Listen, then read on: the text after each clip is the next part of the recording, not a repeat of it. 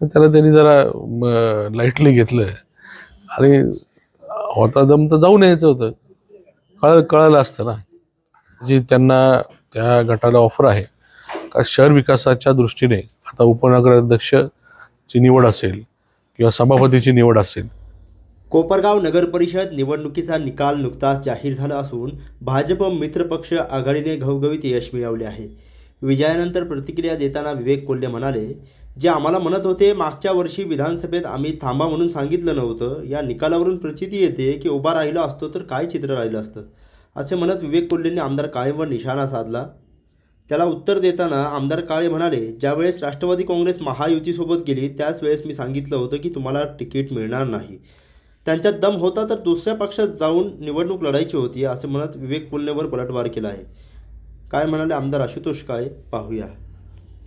निकाल जाहीर झालेले आहे आणि राष्ट्रवादी काँग्रेस पक्षाच्या नगराध्यक्ष पदाचे उमेदवार थोड्याफार मताच्या फरकाने 400 मताच्या फरकाने त्यांचा पराभव झालेला आहे. नेमकं काय पराभवाचं कारण काय तुम्हाला वाटतं? त्यानंतर पराभवाचे कारण आम्ही शोधतोय काय काय कुठे कुठे चुकलंय. पण एकंदरीत जो काही थोडासा वेळ जास्त निवडणुकीमध्ये वाढला त्याच्यामुळे जे काही बदनामीचे प्रकार असतील, दबदाटीचे प्रकार असतील, फसवणुकीचे प्रकार असतील, या सगळ्या गोष्टी त्या ठिकाणी किंवा काही आमिष दाखवणं असेल या गोष्टी त्या ठिकाणी वाढल्या. आता 2 तारखेला मला खात्री आहे का नगराध्यक्षांसह 18 नगरसेवक त्या ठिकाणी निवडून येतील असा प्रकारचा निकाल 2 तारखेच्या निवडणुकीमध्ये झाला असता. ठीक आहे, तर जर तरच्या गोष्टीला अर्थ नसतो. तर 409 मतं म्हणजे फार 0.94% एवढंच मताधिक्य त्या ठिकाणी कमी पडलं आणि त्याच्यासाठी कितीही परिश्रम त्यांना घ्यावे लागले. म्हणजे वास्तविक पाहता 9 वर्ष एक उमेदवार तयारी करतोय आणि आमचं 40 दिवसाचा उमेदवार आहे. या सगळ्या गोष्टीचा विचार करता एक चांगल्या प्रकारचं निवडणूक झाली. जरी पराभव झाला असेल नगराध्यक्षपदाचा, नगरसेवक थोडेफार कमी आले असतील. आमचे 3 नगरसेवक त्या ठिकाणी कमी मताने 100च्या आत 50च्या आत 3 गेले, 57 मतांनी 1 गेलाय. तेव्हा एकदमच फार चित्र हे एकदम वाईट आहे.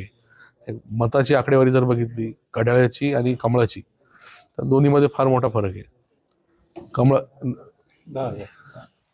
कमळाचे जे उमेदवार त्यांना 10,000 काहीतरी मतं आहे आणि घड्याळाचे जे काही उमेदवार आहे 17,000 काहीतरी मतं त्यांना आहेत. फार मोठा फरक त्याच्यामध्ये आहे. आमचा पूर्ण पॅनल घड्याळाचा आहे आणि त्यांचा पॅनल सगळा मिक्स पॅनल होता.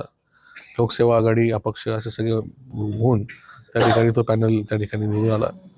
तर मागच्यापेक्षा 2016पेक्षा चांगला निकाल आम्ही या ठिकाणी घेतलेला आहे. आणि जरी निकाल काही लागलेला असेल याचा आणि दुसऱ्या निवडणुकीचा अर्थार्थी काही संबंध नसतो, कारण प्रत्येक निवडणुकीकडे मतदार त्या निवडणुकीकडे वेगळ्या पद्धतीने बघत असतात. तो निवडणुकीचा निकाल ते वेगळ्या पद्धतीने घेत असतात. त्यामुळे त्याच्यामध्ये कुठेही काही ही निवडणूक झाली म्हणून असं झालं असतं तसं झालं असतं असं काही नसतं. प्रत्येक निवडणूक वेगळी असते. आपण जर बघितलं तर विजयानंतरच्या प्रतिक्रियेमध्ये विवेक कोल्हे असे म्हणाले की जे म्हणत होते की आम्ही त्यांना थांबवले गेलो नाही विधानसभेला जर मी उभं राहिलो असतो तर काय चित्र असतं त्यांनी या निकालावरून पाहून द्यावं, याच्यावर नाही, निकाल विधानसभेची निवडणुकीमध्ये मी काही थांबवायला गेलो नव्हतो. स्वतःहून थांबले आणि आम्हाला म्हणजे मला महायुती म्हणून मला पाठिंबा दिला. मी तर त्यांना ज्या दिवशी राष्ट्रवादी काँग्रेस पार्टी महायुतीमध्ये सामील झालेली होती त्या दिवशी सांगितलं होतं का तुम्हाला तिकीट मिळणार नाही, तुम्ही दुसऱ्या पक्षात निघू शकता. त्याला त्यांनी जरा लाईटली घेतलं आणि होता दम तर जाऊन यायचं होतं. कळलं असतं ना. 5 वर्षामध्ये जे काही कामं मी केली मागच्या 5 वर्षामध्ये ते का झाली नाही हा खऱ्या अर्थाने संशोधनाचा विषय आहे. आणि मग याचा विचार जनतेने केला का 5 वर्षामधल्या आणि पहिल्यांदा काळे परिवार सत्ताधारी पक्षाचा आमदार म्हणून त्या ठिकाणी काम करण्याची संधी मिळाली. उलट त्यांच्याकडे 40 वर्ष कायम सत्ताधारी आमदार म्हणून काम करण्याची संधी मिळाली. माजी आमदार अशोकरावजी काळेसाहेब 10 वर्ष विरोधी पक्षाचे आमदार होते. विरोधी पक्षाचा आमदार आणि सत्ताधारी पक्षाचा आमदार याचा फरक काय मी मागच्या 5 वर्षामध्ये दाखवून दिलं. आणि म्हणून कामाचा जो काही आवाका बघितला सर्व त्यांनी उभे आडवे सगळे घेऊन झाले आणि त्यांना लक्षात आलं हे आपल्या आवाक्याच्या बाहेर आहे. त्याच्या आपण शांत बसलेलं बरं आणि पक्षाचा आदेश मानला तर ठीक. पक्षाने पण मग त्या पद्धतीने दाखवलं असतं का काय असतं ते. राष्ट्रवादी काँग्रेस पक्षाच्या घड्याळ चिन्हावर 11 नगरसेवक निवडून आलेले आहे.